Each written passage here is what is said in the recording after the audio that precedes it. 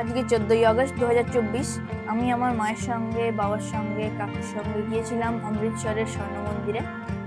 অমৃতসর স্বর্ণ মন্দির হলো শিখ ধর্মের সবচেয়ে পবিত্র এবং গুরুত্বপূর্ণ তীর্থস্থান। এটি ভারতের পাঞ্জাব রাজ্যের অমৃতসর শহরে অবস্থিত এবং শিখ সম্প্রদায়ের অন্যতম শ্রেষ্ঠ স্থাপত্য ও ধর্মীয় ঐতিহ্যের প্রতীক। স্বর্ণ মন্দিরের প্রতিষ্ঠা হয়েছিল 1581 সালে।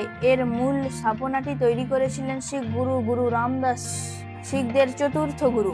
তবে এটি পূর্ণাঙ্গ রূপ লাভ করে পঞ্চম গুরু অর্জুন দেবের তত্ত্বাবধানে।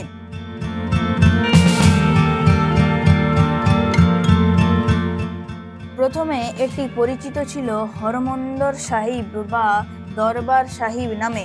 পরে এর ওপরের অংশ সোনার আবৃত করা হয়, যার কারণে এটি স্বর্ণ মন্দির নামে খ্যাতি হয়ে ওঠে। এর ওপরে প্রায় 750 কেজি খাঁটি সোনার পাত দিয়ে মোড়ানো। 1809 সালে শিখ শাসক মহারাজ রঞ্জিত সিং মন্দিরের ওপর অংশ সোনার আবৃত করান, যা এর সৌন্দর্য বৃদ্ধি করে।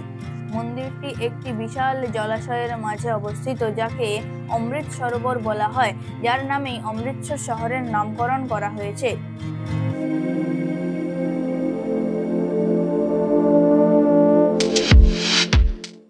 মন্দিরের ভিতরে রাখা রয়েছে শিখ ধর্মের পবিত্র ধর্মগ্রন্থ গুরু গ্রন্থ সাহিব।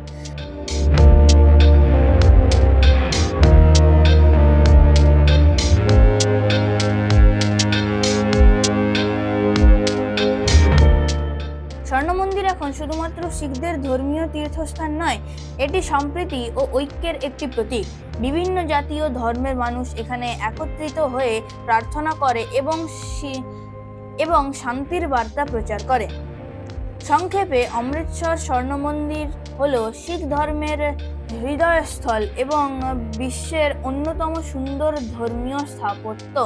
এটি আধ্যাত্মিকতা, ঐতিহ্য এবং শিখদের ধর্মীয় সংস্কৃতি এক অনন্য মেলবন্ধন, যা সারা বিশ্বের মানুষের মধ্যে শান্তি ও সম্প্রীতি ছড়িয়ে দেয়।